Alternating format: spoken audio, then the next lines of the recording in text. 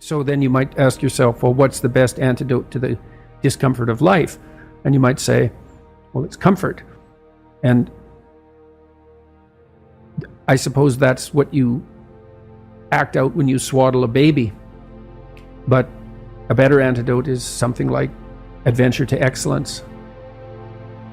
And that's far better antidote to suffering than the mere absence of suffering. So, not to say that the mere absence of suffering, that's not nothing, you know. Stepping out of that sedation from comfort's difficult, though, especially if you've become routinized to it. Yeah, well, that's the difficulty of maturity. You know, the Freudians said very wisely that the good mother necessarily fails. What's that mean? It means she stops providing the comfort that insulates people against the need for adventure. I heard you say recently that a mother's ability to let her child go out into the world, knowing that they're still vulnerable and that it's now down to them and the world to look after them, that's one of the bravest things that they can do. It's the female crucifixion. That's what I meant. And that's exemplified best in, well, the best portrayal of that I've seen is Michelangelo's Pieta.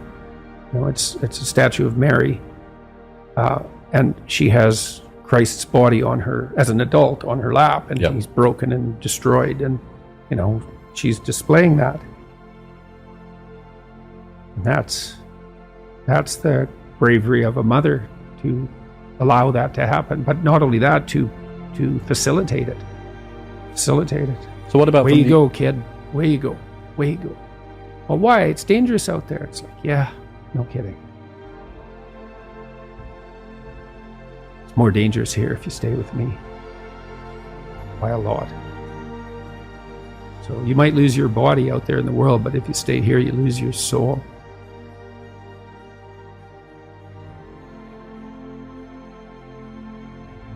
There's a classic representation of the feminine in the West, and the classic representation is Mary.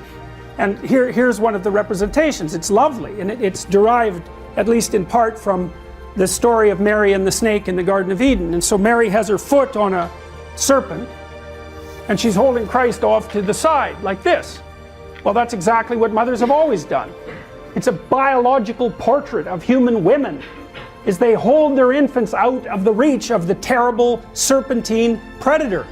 Obviously, that's what we do. Well, that's fine, but adults aren't infants, and neither are children. And if you treat them like they are, you undermine them. You pathologize them. You turn them into old infants. That's an ugly thing, and that's the Freudian nightmare. You know, and this happens in therapy very frequently. I mean, you can be tangled into a terrible relationship with your father. That's often either because he was absent, abusive, or tyrannical, something like that. But the standard pathology with mom is she did everything for you. Well, what's left for you to do? Nothing, including never leaving. Right. And that's the motivation, you know, for the woman who's nothing but protective mother. There's no role outside of nurturant